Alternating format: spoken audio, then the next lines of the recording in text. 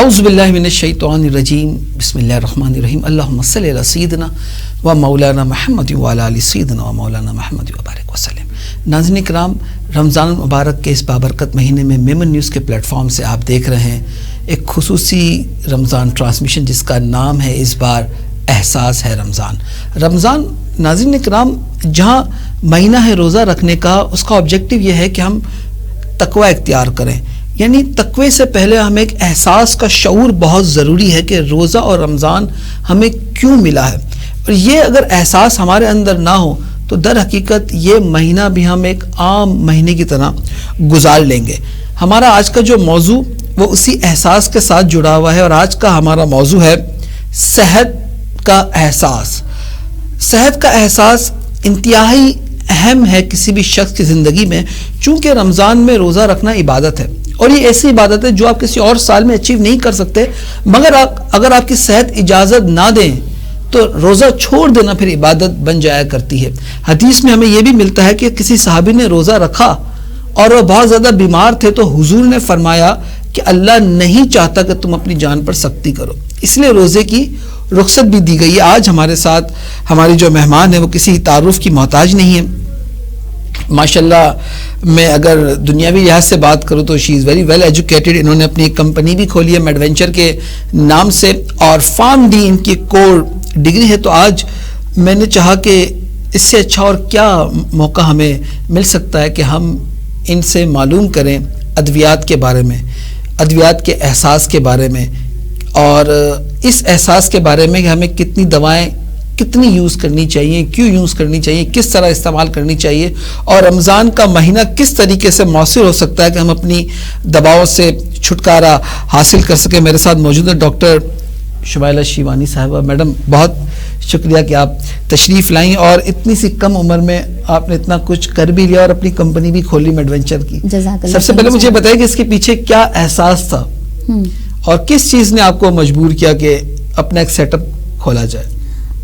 Basically اگر میں بات کروں میڈوینچرز کی تو بہت ساری ایسی چیزیں تھیں during my study when I was doing my doctor of pharmacy, when I was doing my MBA health and hospital management. تو بہت ساری ایسی چیزیں تھیں ہیلتھ کے حوالے سے جو میرے سامنے آ رہی تھیں، اور وہ میرا پین پوائنٹ بن گئی کہ اس کو ایڈریس کیسے کرنا چاہیے.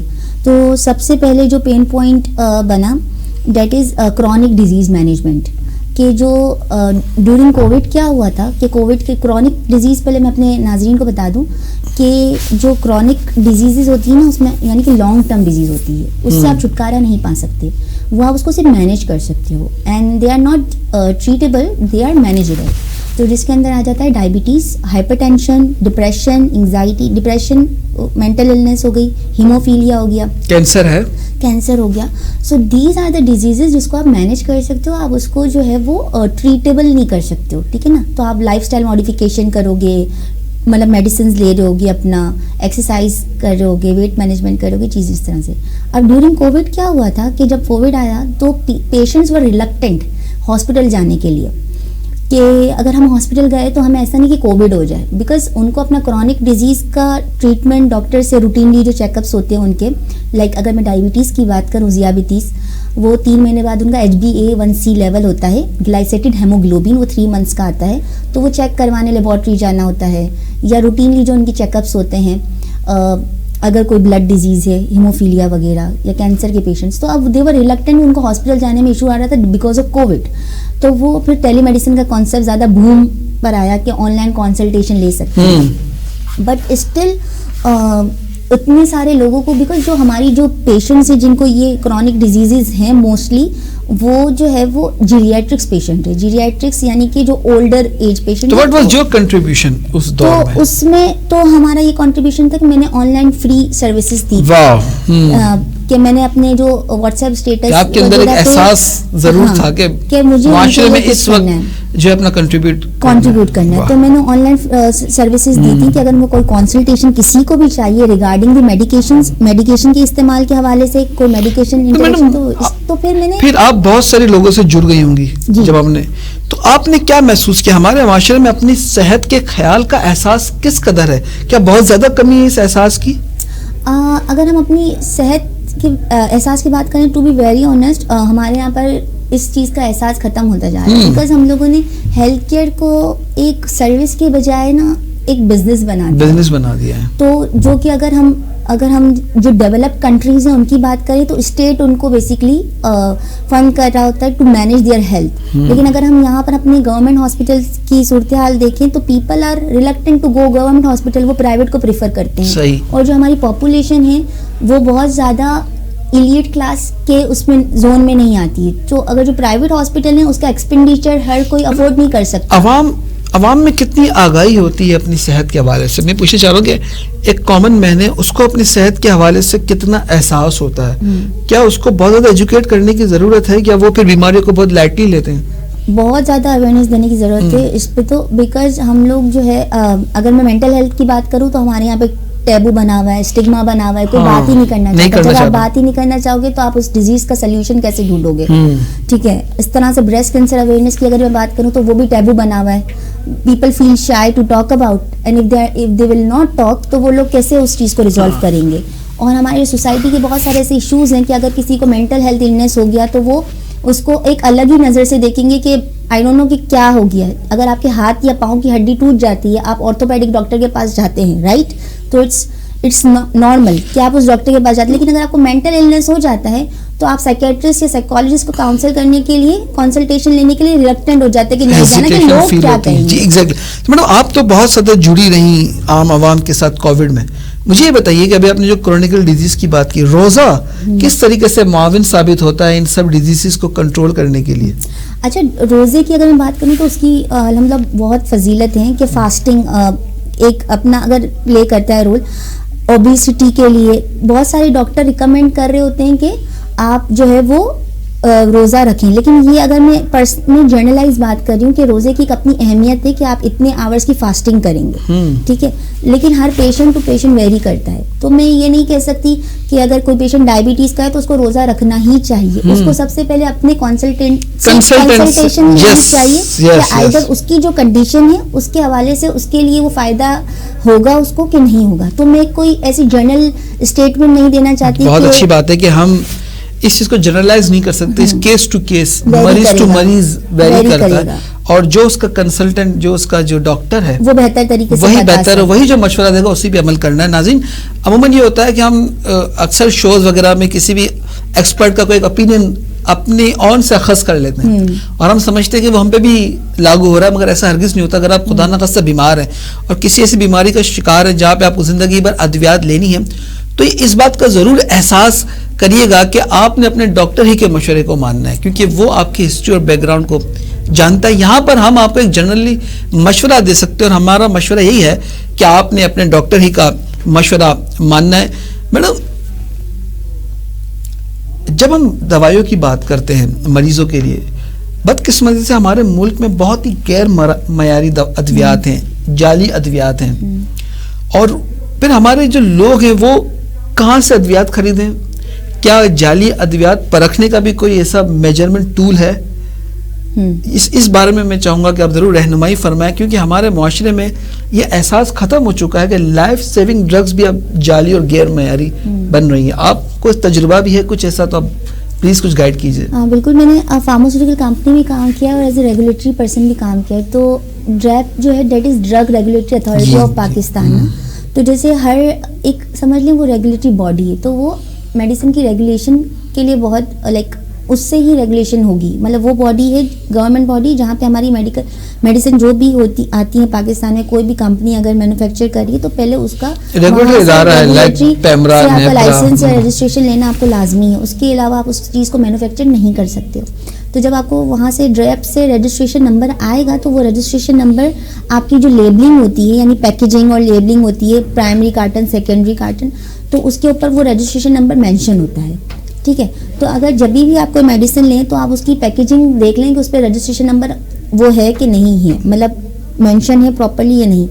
سیکنڈلی, اگر آپ کو اور انفارمیشن چاہیے تو اس رجسٹریشن نمبر کو آپ ری چیک بھی کر سکتے ہیں آن لائن کہ either this registration number has allotted by DRAP that is drug regulatory authority of Pakistan, اور یہ کوئی فیک میڈیسن ہے. اس کے علاوہ جو ہے بہت ساری جو نارمل جنرل پاپولیشن ہے ان کو اتنی اویئرنیس نہیں ہوتی, تو پھر وہ मेडिसिन को देख के भी जैसे मिस ब्रांडेड ड्रग होती हैं, सब स्टैंडर्ड ड्रग होती हैं और अडल्ट्रेटेड ड्रग होती हैं, तो कुछ की तो लेबलिंग से ही आपको पता चल जाता है कि ये इसकी लेबलिंग में कुछ गड़बड़ है। यहाँ पे बहुत अच्छा सवाल, सील में मसला कुछ डॉक्टर्स ऐसे होते हैं वो ये मेडिसिन सजेस्ट करते हैं जो इनके बराबर ही स्टोर्स पे अवेलेबल होती है, कहीं और नहीं होती, तो क्या ये वाकई गैर मयारी का एक पैरामीटर है? अब देखें, अगर बीइंग फार्मासिस्ट है ना, इट्स बहुत मतलब बड़ी स्टेटमेंट हो जाएगी ये देना कि वो उसी मेडिकल स्टोर से खरीदें, बिकॉज उनके ऊपर कोई ऑब्लिगेशन नहीं है, मगर वो मिलती नहीं है कहीं, वो लाइक जेनेरिक। देखिए दो चीज होती है, अगर मैं स्टार्ट करती हूँ पैनाडोल से, क्योंकि हर किसी को मुझे लगता है पैनाडोल का नाम सुना हुआ होगा, तो Panadol is the brand name, उसका जेनेरिक जो है ना वो फार्मूला जो है, फार्मूला है पैरासिटामोल। अब अगर किसी डॉक्टर ने पैनाडोल की जगह कोई और नाम लिख दिया लेकिन उसका फार्मूला वही है, तो आप इससे जिसके फार्मूले के हिसाब से किसी मल्टीनेशनल ब्रांड का कोई भी ब्रांड ले सकते हैं, मल्टीनेशनल का ब्रांड ले सकते हैं जो उससे अच्छा थेरेप्यूटिक एक्टिविटी देता हो। जो थेरेप्यूटिक एक्टिविटी होती है वो डिफर करती है। तो बेटा बीइंग अ फार्मासिस्ट मैं आपसे सवाल पूछूंगा, what is the difference between multinational company medicines in the local market even though they both have same formula? कोई डिफरेंस होता है या बोथ आर सेम, हम कोई भी यूज कर सकते हैं? क्योंकि we have seen huge difference in price, तो व्हाट डू यू सजेस्ट? देखें, आप ये भी देखेंगे कभी कभार कि जो मल्टीनेशनल होता है ना उसका प्राइस कभी कभार कम भी होता है। अच्छा। और लोकल का ज्यादा भी हो जाता है। ठीक है, जब मैं हॉस्पिटल सेटिंग में काम कर रही थी तो वहाँ पे जैसे हमारे यहाँ पे प्रैक्टिस है फिजिशियंस की, तो वो ब्रांड नेम लिखते हैं, तो ब्रांड नेम की प्रैक्टिस को खत्म करके हमें जेनेरिक लिखना चाहिए ताकि वो अपनी मर्जी का कोई भी अच्छा ब्रांड ले सके। ठीक है, और यहाँ पे कोई बायस नहीं हो कि इस फार्मास्यूटिकल का ही हमें लेना है।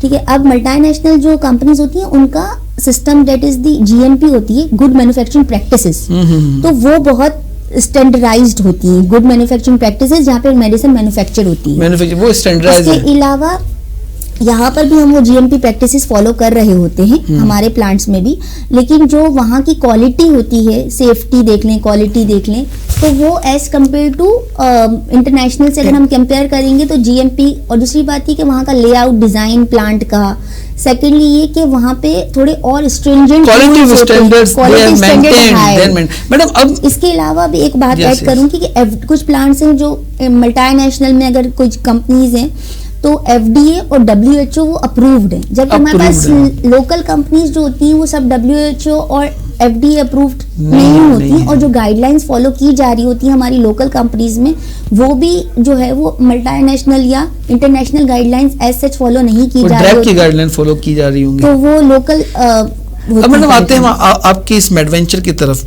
जो आपका एक एहसास था, तो क्या कोई ऐसा पर्सनल तजुर्बा आपने महसूस किया जिसकी वजह से आपने इस कंपनी की बुनियाद रखी? अगर ऐसा है तो वो मैं चाहूँगा हमारे नाज़रीन तक ज़रूर शेयर किया जाए। दूसरी बात है कि आप किन किन शोबों में आप काम कर रही हैं, यू आर वर्किंग इंडिविजुअली और you have collaborated with someone? First of all I am currently working individually and my husband also supported me, so he is the co-founder and the founder, so in this cause, because अगर आपकी नीयत अच्छी होती है तो I believe कि अल्लाह ताला आपका साथ दे ही देते हैं। सो और सेकेंडली आपने सेकेंड क्वेश्चन ये किया कि जो है इसका कॉज और क्या क्या सर्विसेज हैं आई गेस, तो इसमें एक तो मैंने डिस्कस की क्रॉनिक डिजीजेस के बारे में कि क्रॉनिक डिजीज पेशेंट पे अवेयरनेस देना है। इसके अलावा जो हेल्थ इवेंट्स होते हैं, mental health, breast cancer awareness, जो कॉजेज हैं उसके अवेयरनेस देना। इसके अलावा ऑर्गेनाइजेशन से भी फर्दर इंशाल्लाह आगे जाके अगर किसी ऑर्गेनाइजेशन को हम एडवेंचर के साथ कोलैबोरेट करना है और अपने एम्प्लॉयज की उस हेल्थ कॉज के ऊपर वो करवानी, ट्रेनिंग करवानी। लेट्स सपोज अगर आप एचआर में काम करते हैं और आपकी फर्म ही एचआर है, ठीक है, तो आपके एम्प्लॉयज को मेडिकल का इतना आई गेस नहीं पता होगा जो एक मेडिकल पर्सन को पता होगा। सही बात है। So they can collaborate with us so that my team and my like physician and consultants and psychologists will go there according to the topic और वो वहाँ पे जाके उनके एम्प्लॉयज को ट्रेन करेंगे। अदर देन दिस जो मुझे एक पेन पॉइंट फील हुआ था ड्यूरिंग माई यूनिवर्सिटी स्टडीज़ कि हमारे यहाँ पे जो फार्म डी के 4th ईयर 5th ईयर के बच्चे हैं वो बहुत डिस्ट्रैक्टेड हैं, ان کو ڈائریکشن نہیں پتا کہ ان کو آگے کہاں پہ جانا ہے. کیونکہ فارماسیوٹیکل اگر دے جوائن فارماسیوٹیکل تو وہاں پہ بہت سارے ڈپارٹمنٹ صحیح کیریئر کاؤنسلنگ ایک طریقے سے کہہ سکتے ہیں. تو ان کو کون سے ڈپارٹمنٹ میں جانا چاہیے؟ Medical affairs department, business development department, marketing department. تو there are so many department. تو ہم کیا کر رہے ہیں بیسکلی, جو بچے ابھی فارمیسی کر رہے ہیں یا MBBS کر رہے ہیں یا BDS کر رہے ہیں اور آگے وہ فارما میں جانا چاہتے ہیں یا ہاسپٹل سیٹنگ میں جانا چاہتے ہیں, اسپیشلی فارماسیوٹیکل کی اگر میں بات کروں, تو ہم ان کو ایکسپرٹ سے ابھی کنیکٹ کروا دیتے ہیں. So the people who are in Martin Dow or in Abbott or in Sami or in Harbion and these companies, so what we do is actually connect our student with the person جو کہ ان company میں already experiential learning experience دینے کے لیے. تو ابھی سے جو یونیورسٹی کا بچہ ہوگا, so he or she will get an idea کہ مارکیٹ میں کیا ہوگا. How to join, وہ آپ کو کیسے اپروچ کر سکتے ہیں؟ کیسے اپروچ کر سکتے ہیں؟ واٹس ایپ نمبر ہے میڈ وینچر کا, ٹھیک ہے, وہ آپ لوگ بھی جو ہے وہ اپنی اسکرین پہ چلا دیجیے گا. سو دے ول اپروچ اس, ٹھیک ہے. اور دیر از نو فی, نو چارجز ٹو جوائن اور میڈ وینچر کمیونٹی. ٹھیک. میڈم آپ ریسرچ انسٹیٹیوٹ سے بھی وابستہ رہی ہیں, پاکستان میں ریسرچ کا کیا حال ہے؟ دیکھیں سر, ہمارے یہاں پہ جو ہے نا انفارچونیٹلی یہاں پر ہمارے پاس می ٹو پروڈکٹس کے اوپر کام ہوتا ہے. یعنی کہ جو ہمارے پیٹنٹ رجسٹرڈ ہوتے ہیں موسٹلی انٹرنیشنلی رجسٹرڈ ہوتے ہیں, رائٹ. تو جیسے ایزیترومائسن ہے تو اس کا پیٹنٹ آپ نے باہر ہی رجسٹر کروا دیا. اور ہمارے یہاں پہ سالٹ مینوفیکچرنگ نہیں ہو رہی, we are importing raw material, raw material کو امپورٹ کریں. آل تو بہت ساری کمپنیز ہیں لوکل میں بھی, اور جو لوکلز میں کمپنیز ہیں وہ پاکستان کے نام کو آگے لے جانا چاہ رہی ہیں اور وہ اپنی دوائی یہاں سے ایکسپورٹ کر رہی ہے افغانستان, بنگلہ دیش میڈیسن, لیکن وہ فنش فارم میں ہے.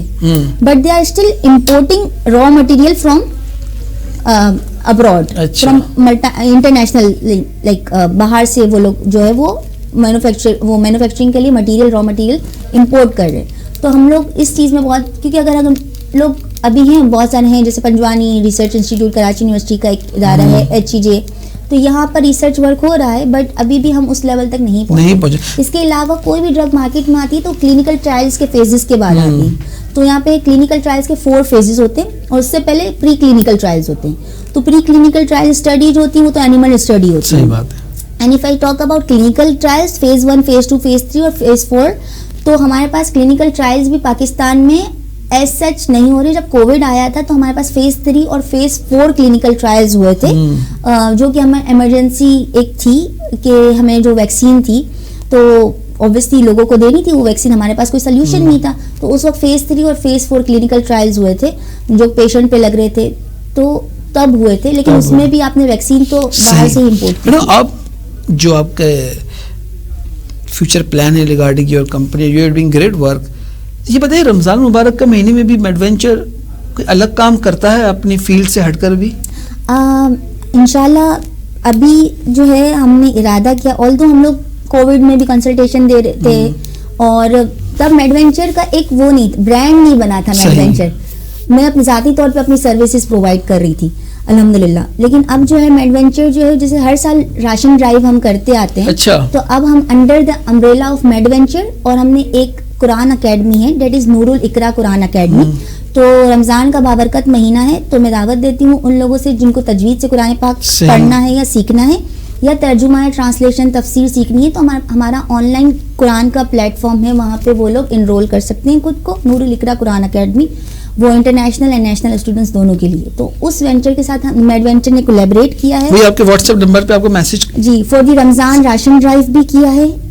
جب میڈ وینچر پہ وہ میسج کریں گے, سو آئی ول شیئر دا نور الاقرا کی ڈیٹیلز. اگر رمضان راشن ڈرائیو میں آپ کے ساتھ جڑنا چاہے تو وہ بھی آپ کو میسج کر سکتا ہے. جی, تو کہ اگر ہمیں احساس ہے لوگوں کا ہمارے گھر میں سحری اور افطار کے دسترخوان لگ رہے ہوں گے, تو وہ لوگ جو نہیں کھا پی سک رہے, تو ایٹ لیسٹ ہم ان کے گھروں تک بھی راشن پہنچا دیں. ان کے گھروں تک بھی راشن. ناظرین, یہ بہت بڑا جذبہ ہے, اور یہی احساس کا نام ہے کہ انسان اپنی ذات سے نکل کر بھی جو گرد و نواح میں لوگ ہیں ان کے بارے میں ضرور سوچے. اور میڈم آپ دیکھیں, کووڈ ہی سے انہوں نے جو معاشرے میں اپنی کنٹریبیوشن ہے وہ ڈالنا شروع کی, اور فری کنسلٹنسی پرووائڈ کی. اب اس کے بعد یہ چاہ رہی ہیں کہ خاص طور پر جو فریش مین ہیں, جو یونیورسٹی کے لاسٹ ایئر کے اسٹوڈنٹس ہیں, ان کو ابھی سے کنیکٹ کر دیا جائے ان کی انڈسٹری کے لوگوں کے ساتھ, تاکہ 1-2 سال کا جو عرصہ ضائع ہوتا ہے اسٹوڈنٹس کا وہ ضائع نہ ہو. اور ان کو فوراً جاب مل جائے, ایکسپیرینس مل جائے. میڈم میں آپ سے پوچھنا چاہ رہا ہوں, افطار کے بعد کیا ہماری روٹین ہونی چاہیے جو ہمارے مینٹل ہیلتھ کو بہت زیادہ مناسب اور متوازن رکھے؟ پہلے تو افطار آپ کس چیز سے کر رہے ہیں نا, پہلے تو یہ بہت امپورٹنٹ ہے. اگر آپ نے افطار پکوڑے اور سموسے سے کیا ہے تو مطلب آپ یہ ہوتا ہے کہ آپ مطلب آپ رمضان میں یا تو آپ کی طبیعت خراب ہونا شروع ہو جاتی ہے, یا تو عید میں یا لوگوں کو کچھ نہ کچھ مسئلے ہو رہے ہوتے ہیں, ہاسپٹلائزیشن کا ریٹ دیکھیں آپ زیادہ ہو جاتا ہے کیونکہ آپ نے سموسے پکوڑے اتنے کھائے ہوئے ہوتے ہیں. تو افطار تو جو ہماری سنت رسول ہے کہ آپ کھجور سے روزہ کھولیں یا پانی سے روزہ کھولیں. اگر کھجور سے کھولیں گے, میں ان لوگوں کی بات نہیں کر رہی جن کو ڈائبٹیز یا اس طریقے سے, وہ آبویسلی میں دوبارہ سے یہی کہوں گی کہ پہلے آپ اپنے کنسلٹنٹ سے رابطہ کریں, وہ آپ کو جو بولتے ہیں آپ ان کی سنیں. لیکن جو نارمل ہے جنرل پاپولیشن ہے ہماری, ان کو روزہ سنت کے اکارڈنگلی کھولنا چاہیے, اور اپنا جو ہے نا تھوڑا ہاتھ ہلکا رکھنا چاہیے پکوڑوں اور سموسوں کے اوپر. اور آفٹر رمضان, اگر آفٹر افطار آپ بات کریں تو مغرب کی نماز کے بعد جو ہے وہ آپ جو ہے وہ تھوڑا ریلیکس کر لیں, واک ہو سکتی ہے تو واک کر لیں. واک کر لیں. کس طریقے سے ہمارا ایک ویلیو ایڈیشن ہو سکتی ہے؟ دیکھیں جیسے برسک واک, اگر آپ کے اندر موٹاپا ہے تو آپ برسک واک کریں ایٹ لیسٹ 45 منٹس تک, یا 30 منٹس ٹو 45 منٹس, 35 منٹس کریں. وارم اپ پہلے اگر آپ کی عادت نہیں ہے تو آپ اسٹارٹ کریں 15 منٹس سے, پھر آپ اپنا ڈیوریشن, اب ایک دم سے اگر آپ 45 منٹس سے کریں گے تو یو ول اوور ویلمڈ ہو جائیں گے آپ. تو اسٹارٹ آپ 15 منٹ سے کریں, پھر آپ 30 منٹس پہ جائیں, 45 منٹس پہ جائیں. اگر آپ سائیکلنگ کرتے ہیں, ہمارے یہاں پہ سائیکلنگ کا تصور نہیں ہے. جی ایگزیکٹلی. تو اور سائیکل کوئی چلا بھی رہا ہوتا ہے تو اس کو ہمارا کلاس ایشوز آ جاتے ہیں. تو سائیکلنگ از اندر ایکسرسائز, آپ وہ کر سکتے ہیں, واک کر سکتے ہیں. آپ چائے بریک لے لیں اپنا, افطار کے بعد آپ چائے اچھی سے انجوائے کریں. اگر آپ کو بریدنگ ایکسرسائز کرنی ہے, مطلب مینٹل ہیلتھ کی اگر آپ بات کریں تو مینٹل ہیلتھ میں جو ہے نا بریدنگ ایکسرسائز اور جرنل رائٹنگ یہ بہت افیکٹو ہوتی ہے. اب بریدنگ میں ہوتا ہے آپ کا برید ان اینڈ برید آؤٹ, تو بہت سارے یوٹیوب پہ بھی کو بفور دا سحری کا جو ٹائم ہوتا ہے it is a very beneficial اور آئیڈیل ٹائم کہ آپ اس میں برید آؤٹ کر سکتے ہیں.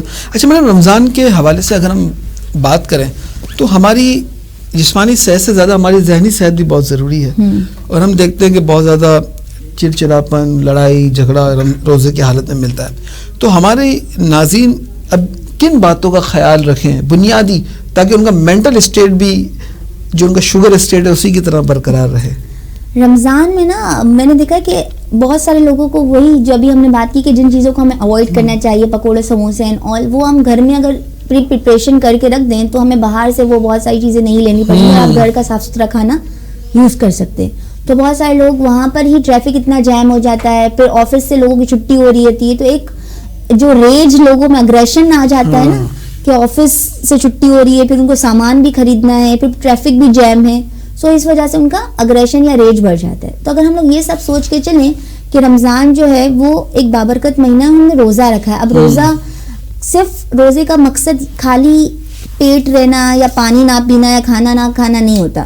روزے کا مقصد تقوی اختیار کرنا, اپنے نفس پہ کنٹرول کرنا ہوتا ہے, رائٹ. تو آپ رمضان میں صرف آپ یہ نہیں دیکھیں گے کہ آپ فزیکلی یہ چیزیں نہیں کھا رہے یا نہیں کر رہے فزیکلی, بلکہ آپ اسپرچولی اور یہی پریکٹس کر رہے ہیں. یہی میرے خیال سے آج کا پیغام بھی یہی ہونا چاہیے کہ اسپرچولی ہم اپنے جسم کا کتنا خیال رکھتے ہیں. ناظرین کرام, حضرت ابن عباس سے روایت ہے کہ ایک مرتبہ حضور اکرم صلی اللہ علیہ وسلم رمضان مبارک کا مہینے میں مسجد نبوی تشریف لائے. دیکھا کہ ایک صحابی بہت کمزور اور نحیف حالت میں, وہ روزے سے تھے مگر ان کی حالت انتہائی ناتواں لگ رہی تھی. آپ صلی اللہ علیہ وسلم نے اپنے صحابی سے فرمایا کہ تم اپنے نفس پہ ظلم نہ کرو, کیونکہ تمہارا جسم پر بھی تمہارا ایک حق ہے, اور اگر روزہ رکھنے سے تمہاری صحت کو نقصان پہنچ رہا ہے تو تمہیں رخصت دی گئی ہے. یہ تو وہ صحت ہے جو جسمانی صحت, ایک ہماری مینٹل صحت بھی ہوتی ہے جو ہمیں نظر نہیں آ رہی. جب ہم روزہ رکھ رہے ہیں تو گزارش ہے کہ سب سے پہلے اپنی اس مینٹل صحت کا بھی ضرور خیال رکھیے گا, اور اس کا ایک آسان سا طریقہ ہے کہ آپ اپنے اندر شعور اور احساس پیدا کریں کہ آپ روزے کی حالت میں ہیں. اگر یہ شعور اور یہ احساس ہمارے اندر نہیں ہے تو آپ یقین جانیے یہ روزہ ہو سکتا ہے کہ آپ کے لیے گناہ کا باعث بن جائے, کیونکہ روزے میں جہاں بہت ساری نیکی ہیں وہیں بہت ساری برائیاں جو ہم عام زندگی میں کرتے ہیں وہ روزے کو بہت زیادہ ناقص کر دیتی ہیں.